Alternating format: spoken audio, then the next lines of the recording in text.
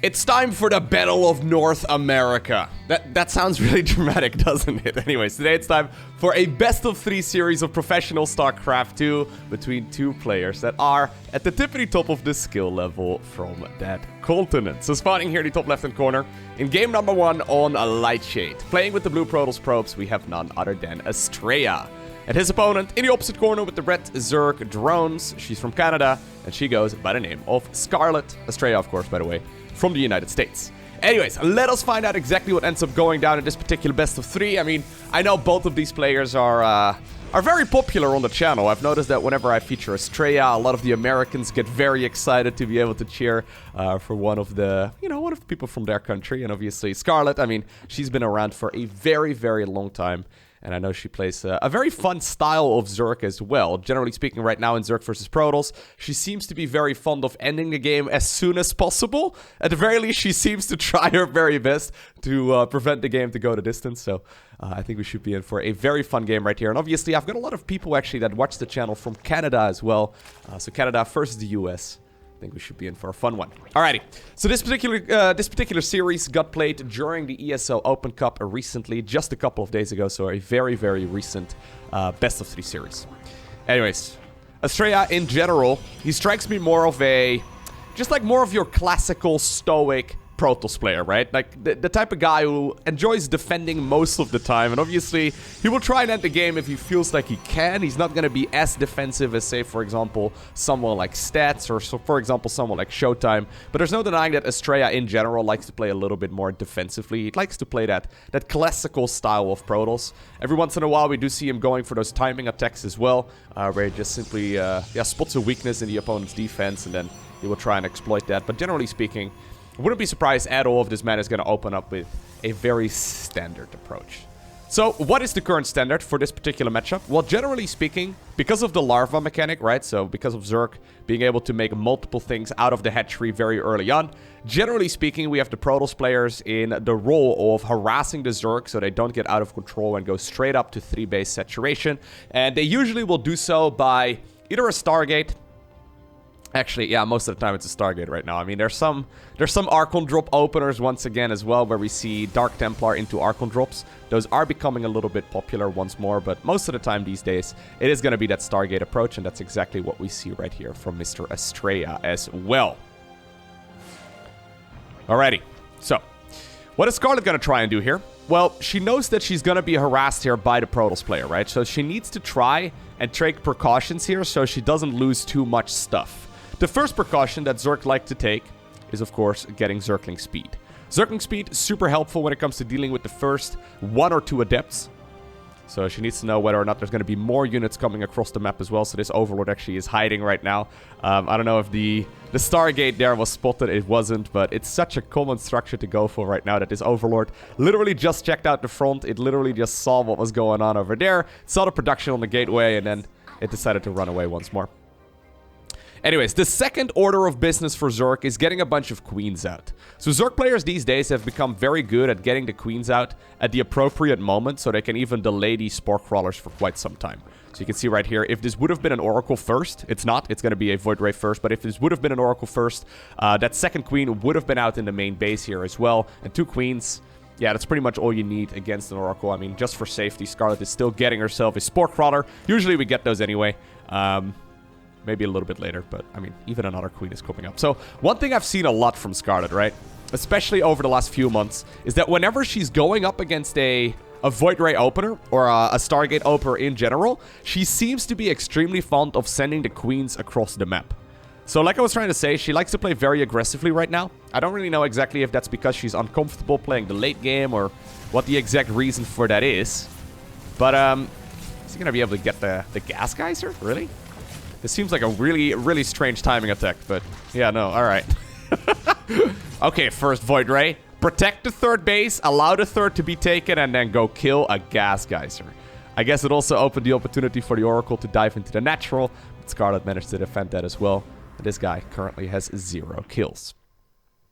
Anyways, I don't really know exactly if Scarlett is just playing, very aggressively to avoid the late game, or if she just thinks that that is the best way to play this matchup right now. It almost feels to me, at least, okay, so from personal experience, I know that the late game, Protoss versus Zerg, right, from the Zerg's perspective, can be very hard. Someone like Serral seems to... Oh, this is nice. Yeah, someone like Serral seems to be very good at defending in the late game and microing his units super well. And he doesn't really seem to take a whole lot of damage. But that being said, he's Serral, right? Like, there's a reason why many people consider him to be the greatest of all time. Most mortals are probably not... Okay, one Oracle actually goes down. Most mortals probably do not feel too comfortable playing the late game in Zerg versus Protoss. So... maybe that's the reason why Scarlett is playing super aggressively. Yeah, once again, look at this. We have a lot of roaches coming up. We're on 46 workers only. There's no lair. There's just queens, couple spore crawlers, and now we just have everyone going across the map.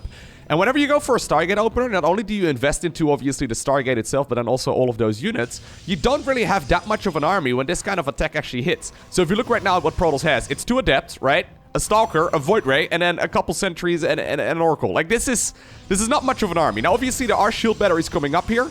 We do have a Dark Shrine, actually, also, which I quite like here for Astrea. Eventually, obviously, without Lair Tech, you can't make any Overseers. Eventually, once the Dark Templar are out, I think he should be able to hold. But the question is, how much damage is he going to take right here in the process? Okay, immediately we have the Void Ray right there using its prismatic alignment to try and nuke down as many of those Zerg units as possible. The Queens right now as well obviously have a lot of energy, so they can transfuse each other back up to full health. Zerglings, though, have already started streaming into the natural, and this is one of the reasons why that Stargate opener is losing a little bit of popularity. It's just that these Zerg units are very, very powerful, right? When you think about it, both Queens and Ravagers, they don't need any upgrades. They just basically peak at their maximum strength, other than like Evolution Chamber upgrades, right when they are available, right? So Ravagers don't get a speed upgrade like Roaches do. They definitely don't get a ranged upgrade like Hydras do, right? So you can get them really early on, and they're super powerful. Queens right now, used as like a bit of a buffer. I mean, I feel like we can... Okay, there you go. Get a transfuse right there on Brenda. We'll start to take a lot of damage. And in the meantime, obviously, we see units in the main base dealing a bunch of damage. Now, speaking of units that are dealing damage, okay, these are 2 Dark Templar, 11 kills and 12 kills, respectively. Natural Expansion, though, is already gone. And, I mean, eventually, I think this will all be cleaned up. Lara's coming up, and she's already droning once again as well. But this is still looking very, very painful right now for Astrea. Question is, how many units is he going to be able to get right now on her way out, right? Look at this. These Zerg units are desperately trying to go back home. Corrosive Biles can still connect with Dark Templar as well, even if you don't have detection. But all these queens will definitely get picked up, and... well, Scarlett is going to have to make a couple of new ones.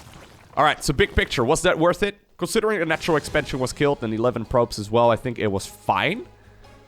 That being said, it is important right here to not underestimate the situation that Astrea is in. Astrea still has all the tech, right? Whereas Zerg obviously didn't really get any tech until just now. Evo Chamber only just now starts up the upgrade. Laris just finished up. He can go straight into even a Robo Bay if he really wants to start making Disruptors. That's a super popular follow-up. If you go for a Stargate opener to go for Disruptors, it's super good against those Queen-based pushes.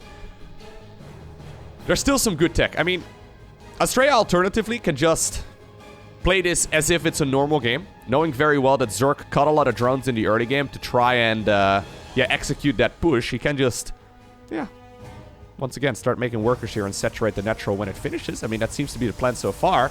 Or you can transition towards, like, a semi-all-in. I feel like going for an all-in right now would be quite difficult for Astrea, because Scarlett was on point with the creep spread during all of that, and she is obviously once again going to be making a lot of Roaches and Ravagers. Right now we have full 3-base saturation for the Zerg, so usually whenever that happens... oh, it's going to be a Swarm Host transition. I kind of like it. Anyways, usually what happens as soon as Zerg reaches full saturation on 3 bases in this particular matchup... Dude, that was a cute move. You see that? Okay, I'm pretty sure what Scarlett tried to do there is put a Changeling in the wall to make Astrea maybe think that he doesn't need to put a Zealot there. Like, usually Protoss players at this level play really fast, right? So they're not really paying attention very closely to certain things. And all you already see is a glimpse of a Zealot in the wall. I'm not exactly sure if Astrea just put in that Zealot, but that would be some 400 IQ plays right there by Scarlett if she purposely tried to put a Changeling in there to make Astrea think that the wall was safe, because Zerglings were ready to come in for the run-by once again. I think that's what we saw there. That's the only thing that makes sense. Huh. That's really cool. Anyways, yeah, okay, Scarlett is going to once more pile under pressure. What I was going to try and say is usually 3-base saturation. Oh my god. Scarlett's been playing basketball. Isn't hockey like the main game over in Canada? Anyways. Ice hockey, that is, right? She's once again gonna... Just to clarify, because in the Netherlands, whenever we talk about hockey, we talk about field hockey. Anyways. We do see this Swarmhost attack now also coming up. Astrea now, yeah, very far behind when it comes to the supply count, but this Protoss army still certainly packs a punch, especially while those Locusts are on cooldown. Fourth Nexus, though, not gonna happen right now, no way. Okay, so that one will be cancelled. The fourth base will be a necessity pretty soon, though, because the main is gonna start running very low here on money, and the natural, even though it got killed for a bit, which I guess can kind of work out here, it's also not gonna be too healthy. Anyways, Locust here, once again available, and they're gonna be flying on over towards what seems to be the main base, which is where all the tech is located. At the same time, a couple of Zealots apparently are waiting for the Observer to come up. Oh my god, actually, the Locusts are just going after the Nexus. Ay. That's another base gone. Yeah. This is Scarlett firmly sitting in the driver's seat of this particular game. She's doing a phenomenal job just keeping this Protoss army small.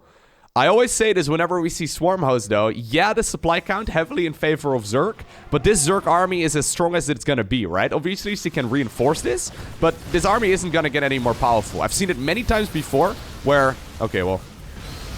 I've seen it many times before where, like, Protoss manages to max out, and then eventually, this Zerg army, right, this very low-tech Zerg army, just absolutely gets overwhelmed. That being said, yeah, the way that Scarlett is playing this is really clever. Just try and prevent this from going the distance. Oh, Disruptor there gets popped as soon as it activated this, or what's it called? Not the Prismatic Alignment, the Purification Nova. Yeah, she's just basically trying to keep this Protoss army contained. Big Stalker Warp-in, though, is going to finish here. I'm starting to get mostly concerned here right now, though, for the fact that Astrea is starting to run out of money, right? So Scarlett even took another base up north. So this is like the 5th base of hers right now. And Protoss is going to run out of money here very soon. A little bit of juggling over here with the Immortals. Okay, I like it. Forcing the drop-off right there of the Locust as well. But I love what she's doing right here with the staggering of the Locust wave. Really neat. Activating only about half the Locust at once. Oh my god, an Immortal right there gets killed as well. But activating only half the Locust at once, so you have much more uptime on those things as well. Now look at this Protoss army, though. It's still looking rather scary, right? I mean, a couple of misrallies here, that really does not help. But this Protoss army is still not messing around, especially when those Locusts are on cooldown. I see a couple of free Protoss units going down, though. I know the same can be said for Zerg, but it's just that Scarlett is a bit of a bank, and she can just remax on whatever she likes. It's gotta be Hydras right now, Roaches, and apparently more Swarmhost here as a follow-up. This was definitely an overextension, though, by Scarlett. Okay. Yeah, let's not beat around the bush here. It's definitely an overextension. But I still don't really see Astrea in a situation right now where you can step onto the creep and start, you know, fighting this. Oh my god. Alright. 21 Ravagers as a follow-up. It's basically gonna be a pure Ravager army at this point with a couple of Swarmhosts, Zerglings, and Roaches for support. Yeah, I guess this kind of makes sense, right? I mean, Stalkers deal bonus damage against Armored, and Roaches are, but Ravagers are not. 4th base, once again, trying to be acquired. Here comes the Locust Wave.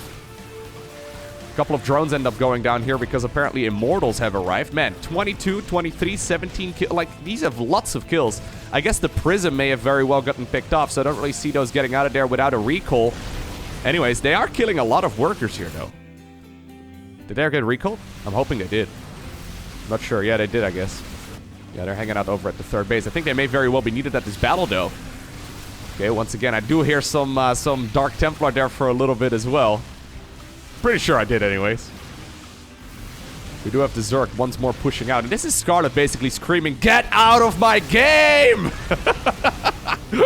She's been screaming that for the better part of 8 minutes here. Ever since the Queens first went across the map. Power to Astrea, though, for holding on for this long. I do think that this is going to eventually be a Zerg win. Just because Protoss is running out of money. Right? I mean, the natural, the main, the third... I mean, all of it is starting to run very, very low, so the income is just not going to be that good anymore. Scarlett doesn't need to trade efficiently at this point anymore either. She can just overwhelm this, right? And unless the battery overcharge is going to be super broken and really will hold on here, I don't really see how Astrea can actually defend this. I mean, there's lurkers as a follow-up. We see the hive tech being done. We see +3 coming up here as well. Another locust wave moves towards the natural expansion. Every single time that those free units are flying forward, they get value, right? Every single time they kill anything, it's a good situation for the Zerg player to be in. Maybe a golden disruptor hit can still change the tide of battle, but man, Astrea's holding on though. But it's starting to look quite bad. Once again, a couple Dark Templar here. Getting some kills. No detection available at this point for the Zerg. Okay, well, there it is. Overseer comes flying in. Alright, G is cold. Okay, well, he corrects it with a GG. There it is. Game number 1, it goes in favor of Scarlett. Okay, so game number 2 takes place on 2,000 atmospheres. I still think, though, that is one of the most significant changes that they have ever made to StarCraft 2 and one of the very best patches as well.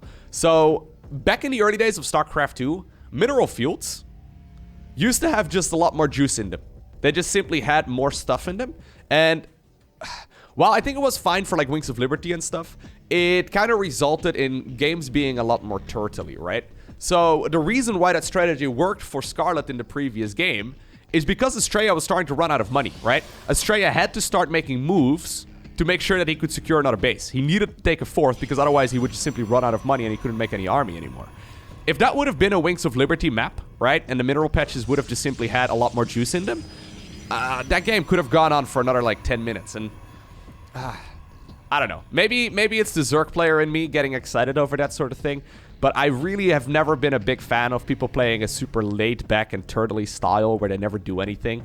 It was very common back in the day for people to just sit back on like 2 bases and do nothing for like 20 minutes. It was just... Alright, a little bit of a spray there.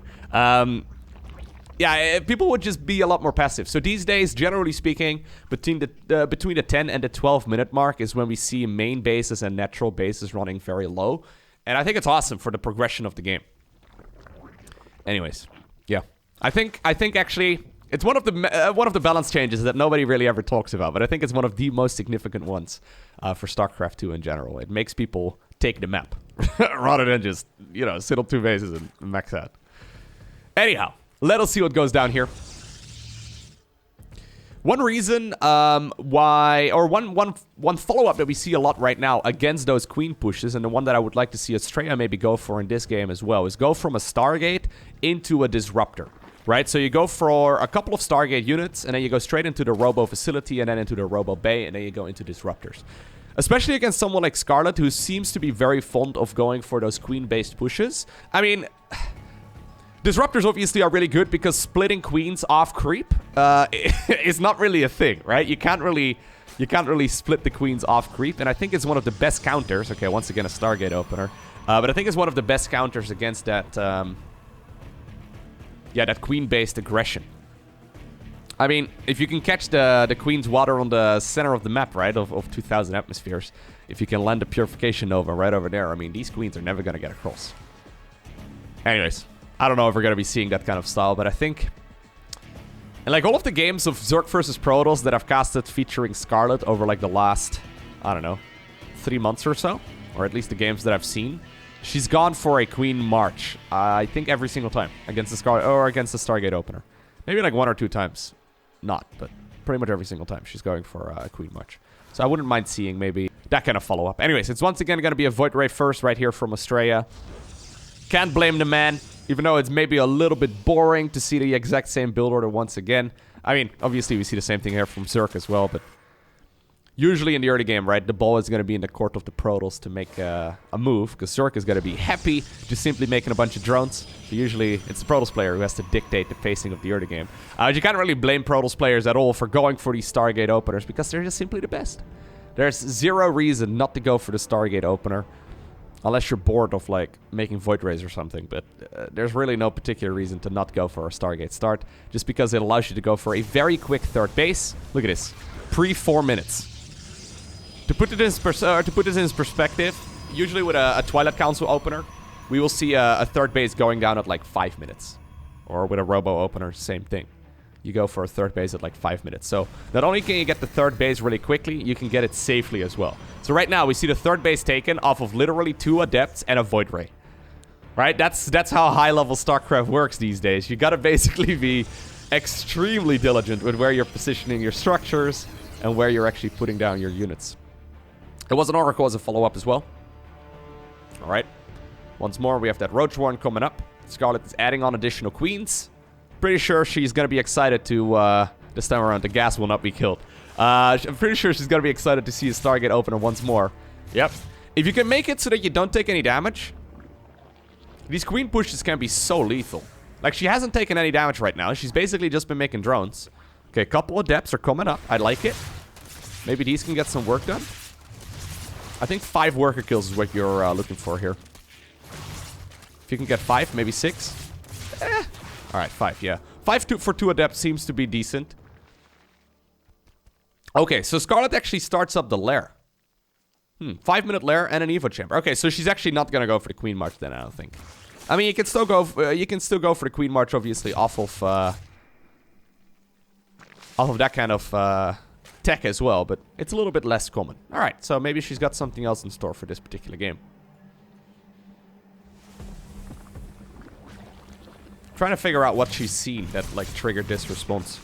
Maybe it's the map design. One thing I found actually on this map as well is that these rocks make it quite difficult to go for Queen Marches. So there's the bridge in the center that I tried to highlight earlier. I mean, that's a difficult location to break. I mean, imagine a force field over here or a disruptor, right? It's quite difficult, and there can definitely be a prism out by the time that the Queen March happens. And the same over here for this ramp. You kind of need to knock down these rocks. So maybe it's the map design. Alternatively, she's also seen 2 oracles, I guess, at this stage in the game.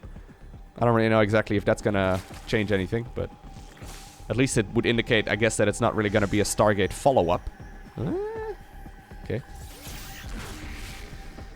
I mean, it could still be like a bit of a Stargate play, I guess, but usually double oracle or triple oracle indicates that Protoss is gonna go down towards the ground instead as a follow-up.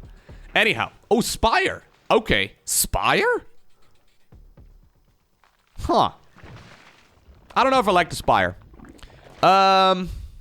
Is she gonna cancel it when the revelation wears off? Because it's scouted right now as well by the Protoss player, who's not really responding to it either. Maybe he's expecting this to be a fake. Nope, no cancel. I mean, that Oracle is gonna double check here in a little bit. Okay, so usually I don't like MUTAS. I'm assuming this is gonna be MUTAS against Stargate openers, because Protosses can start making Phoenixes as soon as they scout it, right? And Phoenixes, they can attack and move at the same time. They're faster than Mutalisks. So, they can theoretically chase down these kind of armies very effectively. So usually, yeah, if it's a Stargate opener, I'm not a big fan of going for the MUTAS. Anyways, oh, maybe this is what the plan is for Astrea right now. He's like, wait a second. I'm just going to go ahead and take a 4th base, and I'll just go ahead and push. If you're saving up money to make MUTAS, which is exactly what Scarlett was doing here, you're probably not going to have that much stuff on the ground. Good force fields right here as well, by the way, slicing off part of that Zerg army. Okay, a couple of zealots going on over towards the mineral line. I like it, and then Astrea pushes up the ramp. This is where the real damage is being done. Okay. 15 additional roaches are coming up. Okay. Oh, nice hitting right there as well. Archon's dealing a little bit of splash damage. Eventually, the reinforcing roaches, I think, should be able to clean this up. I mean, there's like 17 on the production tab. That's what I saw just a second ago. Roach Warren is a bit exposed. I mean, you don't want to lose these units for free, though. These are very expensive units for the Zerg, or for the Protoss player wanted to lose. One Archon gets picked off. Already a couple of, you know what? This is starting to look quite good here for the Protoss, right? He's still not producing a counter to Mutalisk, though. I guess he can any moment. I wouldn't mind seeing some Phoenixes coming up, just in case. I mean, maybe I'm getting a little bit anxious right here over a unit that isn't even out yet, but I've seen it happen many times before where Zerg busts out like 8 of those MUTAS, and they start darting around the bases of the Protoss player. And it's extremely difficult for a Protoss player to hold. I mean, Stalkers can obviously shoot up, Archons can obviously shoot up, but MUTAS are way faster than those 2 units, even with Blink. Alright. Well, I mean, if he didn't notice it already, now Astrea definitely knows that there's an upgrade coming up as well in the Spire, right? So you're not gonna go +1 flyer upgrades without going MUTAS. I mean, I don't see it happening, man. There's no way. Pretty sure Scarlett is, yeah, I'm pretty sure she's planning right now on going for MUTAS here very soon.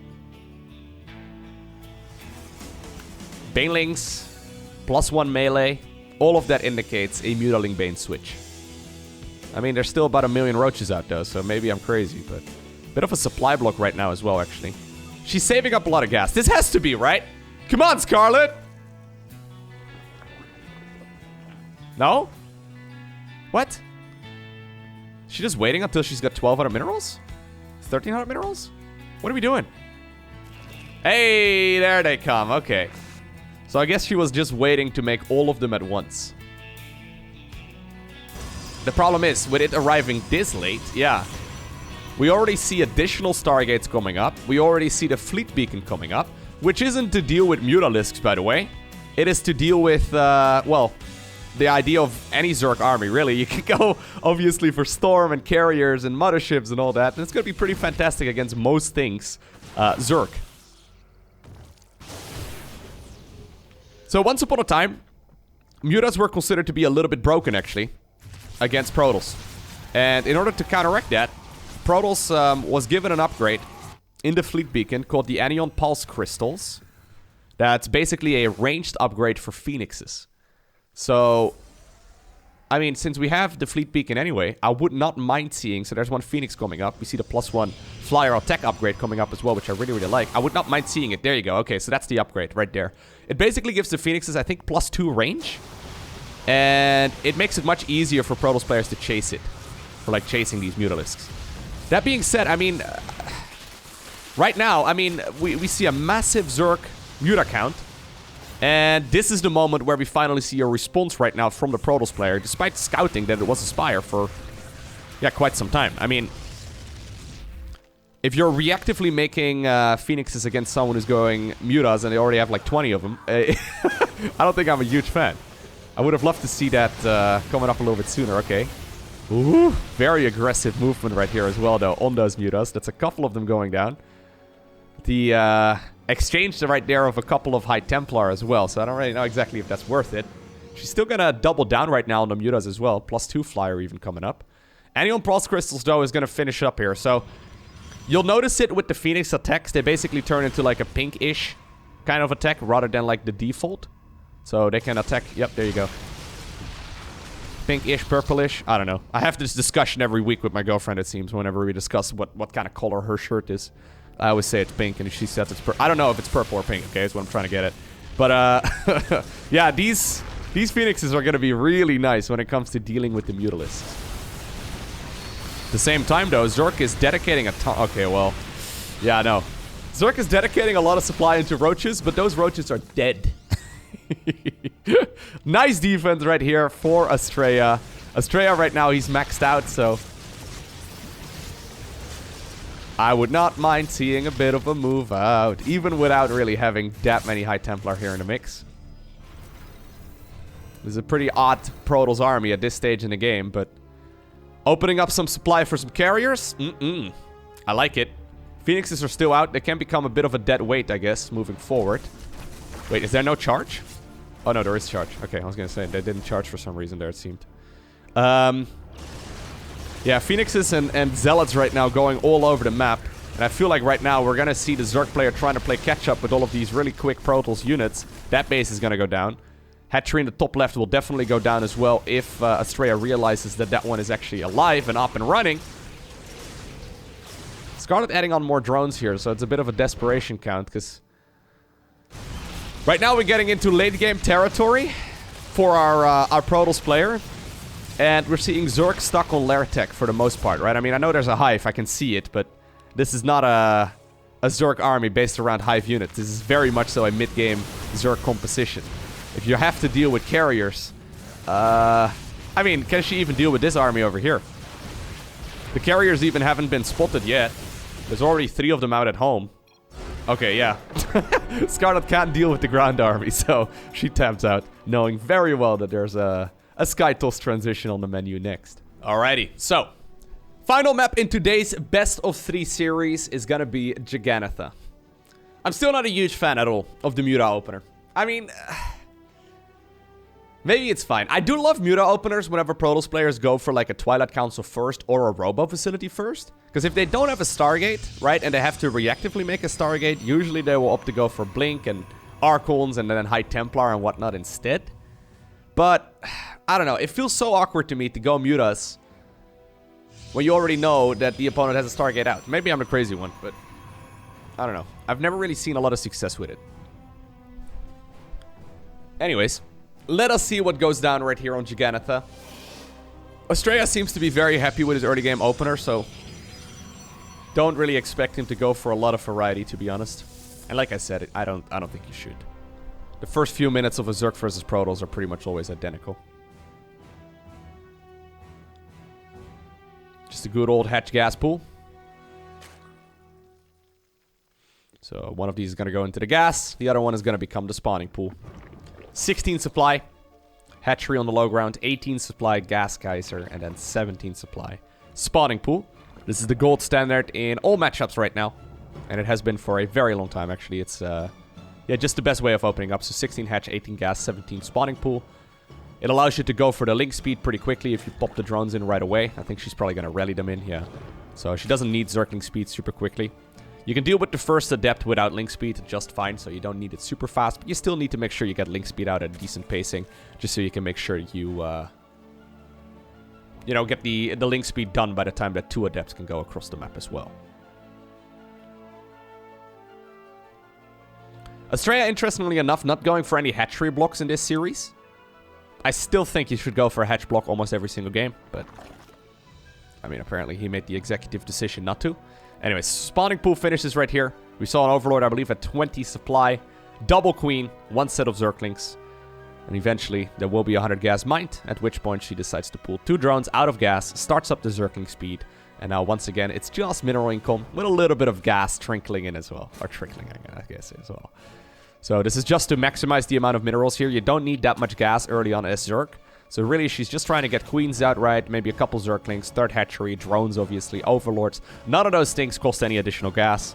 So Zerg in general will be happy to delay that tech for as long as possible. And speaking of tech, once more, we have a Stargate. Where did that overlord start? Normally we have the overlord chilling out on the pillar over here. Okay. Astrea is going to try and hunt down this overlord regardless. Scarlett will probably try and send it into the main base. But sadly, this is a stalker on killing duty. Oh no, poor Ovi. It's a little bit risky though. You never know exactly when link speed finishes, right?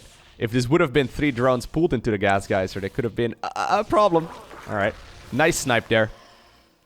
But honestly, I think at this point it's safe to assume it's going to be a Stargate opener, right? So, no Void Ray first this time around. It's going to be straight up into an Oracle. I feel like seeing Oracles indicate to me, I don't know if this is true, but I feel like whenever I see an Oracle, it's pretty much always a tech down to watch Robo afterwards. So what I'm trying to say is, like, usually when it's an Oracle first, he's even going to save up 2 Oracles, okay. Usually when it's an Oracle first, it's going to be, yeah, a bit of a faster Robo follow-up then as well.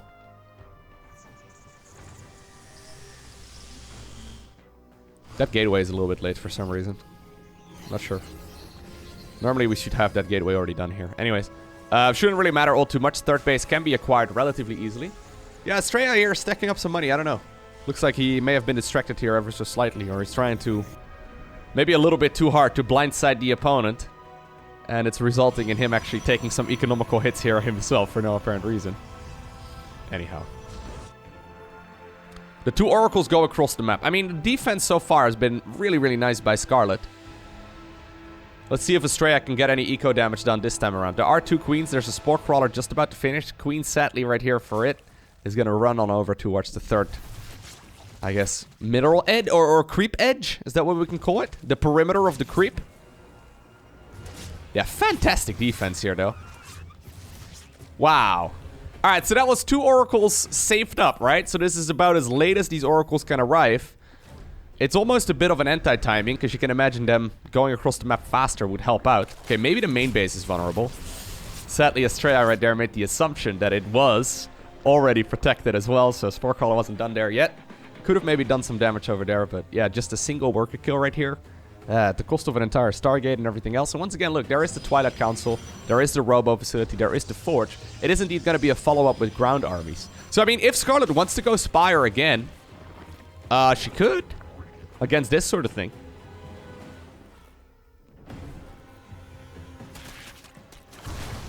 Okay, now instead she decides to go for the Roach speed upgrade and then also the missile. Alright. Missile +1. Alright, well, it is going to be a Spire. Okay. Yeah, I guess it makes a little bit of sense in this kind of opener. A little bit more anyway, but... I've explained my thoughts on it, right? I still feel like it's a bit of a strange follow-up. Maybe, though, she's going to show us why this is good.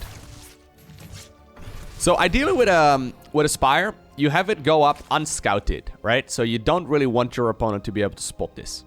If you can all of a sudden... I've seen Raynor do this a couple of times against a Stargate opener.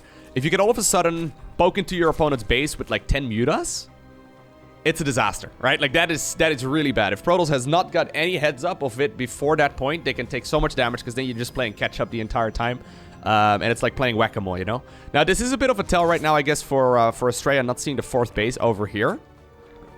4th base is taken in the bottom right-hand corner instead, so maybe this is going to give him the inkling that something odd is going on. We see a lot of additional gateways. So this is going to be 10 gateways in total. Charge is finishing up, +1 ground is finishing up as well in the Forge. This is definitely an army that Astrea can push with.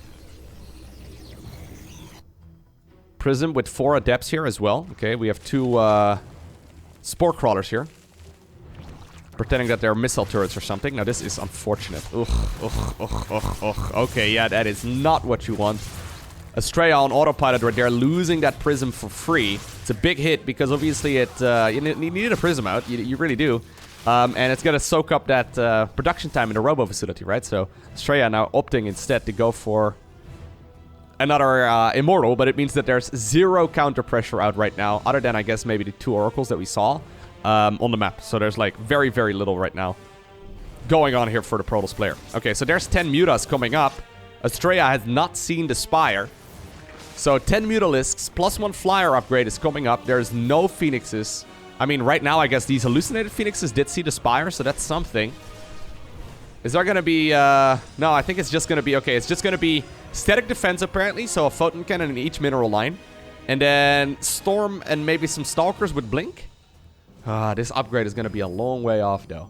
Initially, there's not going to be that many Mutas, but she is adding on even more. I can imagine that...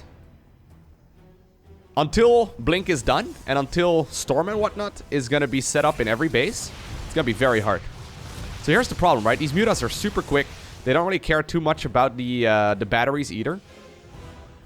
And usually you can poke and prod with the rest of the Zerg army on the other side of the map as well. So if you can send the Roaches over in this direction, it can do a lot of damage. Now, so far, Astrea's doing a good job, though. Loses a couple of Stalkers over here, but at the very least, not too much eco. Looks like Scarlett hit a bit of a supply block as well, so she's not really got that big of an army right here on the left side of the map either. This is just a full-on Muta approach. So, there's this weird moment. This is something we saw back in like the earlier days of StarCraft. Maxing out on Mutas is kind of nuts, right? So Mutas are never going to be used in fighting a Protoss army head-on, assuming it's a well-sophisticated and set-up army, right? However, one thing you can do extremely well with Mutas is go in for the counterattack. Like, they're units that can basically kill an entire base worth and then still get home in time to defend the base at home, right? It's really, really difficult for a Protoss player to actually deal with that. So if you max out on Mutas, and she's kind of going in that direction right now, there's a lot more Mutalisks coming up. We're going to be at 23, 24, yeah, we're going to be at like 30 plus Mutas here very soon. She can just, whenever Protoss threatens to go for an attack, go for like a full-on assault and a counterattack in the Protoss bases instead. Now, one thing that Zerg players used to do with this, whenever they would max out on Mutas, was go for counterattacks and then build a Spinecrawler forest at home. So they would make like 1,000,000 Spinecrawlers so Protoss couldn't really engage. It was kind of cool. In a head-on fight, though, I've got a feeling that these Mutas are just going to get shredded. Archons deal splash damage in a short radius, and obviously Mutas are kind of... yeah, they have a tendency to stack up. How many Mutas are we on? 27? Yeah, we're going to be at 30 plus Mutas. Okay, so there's the fleet beacon. A couple additional Stargates come up as well. This is the point, though, where these Mutas can start easily working right now on those shield batteries. Okay. Is enough damage being done here by Scarlett? She's got control of the entire map. She can do whatever she likes. I don't know if this is good enough. Like, there's a reason why those styles are usually not played anymore, right? And I feel like the reason is because Protoss players have gotten really good at the defense. Static defense, obviously, is also a little bit different these days with shield batteries and... yeah, these links are not really doing much. Blink, maybe? Yep. I feel like this is not really going that well.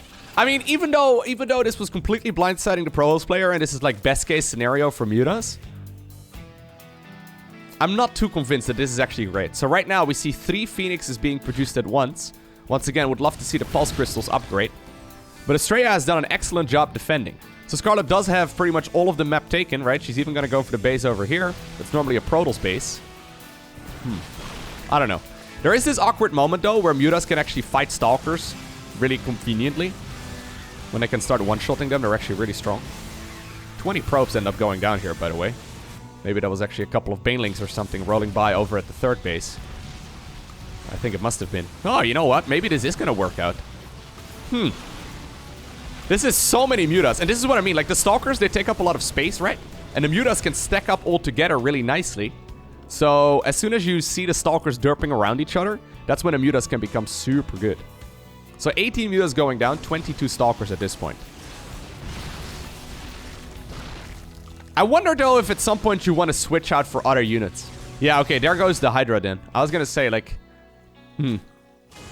Because when this Phoenix count grows, this Muta count is just not going to do very well anymore. There's Corruptors coming up. Okay, I like it, actually. Corruptors, when you already have the +2 flyer upgrade, is pretty good. But I like the way that the Astrea is playing this a lot. So this is what I mean, right? Okay. So as soon as the Protoss army makes its way to the other side of the map, immediately we see these... oh, the couple queens here at the front. I dig it. Yeah, we see the MUTAS going in for the counter. At the same time, though, there's no Spinecrawler forest in this particular game, right? At the same time, Astrea is stepping deep onto the creep. I'm looking at this Phoenix count, though, and it's starting to look kind of nuts. I love the way that the MUTAS here are being zoned for by the queens. It's kind of neat. Yeah, so these Phoenixes, man. If microed correctly, these Phoenixes can kill infinite amounts of MUTAS, basically. Okay. Scarlett is trying to, like... Okay, I love the Corruptors here as an addition as well. Anyway, Scarlett is trying to take the engagement, but Astrea flies away every single time. And since these Phoenixes can attack and move at the same time, they're an excellent counter right now to these Mutalisks. At the same time, natural 3rd, 4th, main base, all of it is being overwhelmed here by Astrea. 50 drones end up going down, and despite the fact that we have seen 60+ workers going down on the side of the Protoss player as well, we see the same thing happening. Astrea, yeah, is dealing a lot of damage right here to the Zerg's economy. You can always recall as well if he really needs a couple of Archons at home. Okay, 3rd base still up and running. We see the hatchery in the top left-hand corner being taken, which is kind of neat. Bottom right-hand corner, though, the opposite side of the map, is now being destroyed here by Astrea. I still do not really know if Zerg can win this straight-up battle, right? And I don't think it can. I just don't see this Zerg army taking down the Protoss player head-on. So, full-on base race here. Back in the day, it was a good style to play, but the Anion Pulse Crystals upgrade really shines in this particular match, right? It's an upgrade we have only seen a couple of times over, like, I don't know, years of me casting games. It's pretty uncommon, but there's a good reason why it exists. Now, that was a misplay. What Scarlett, what Astrea did right there was definitely a misplay. Scarlett managed to get some really good hits in with her Mutalisks.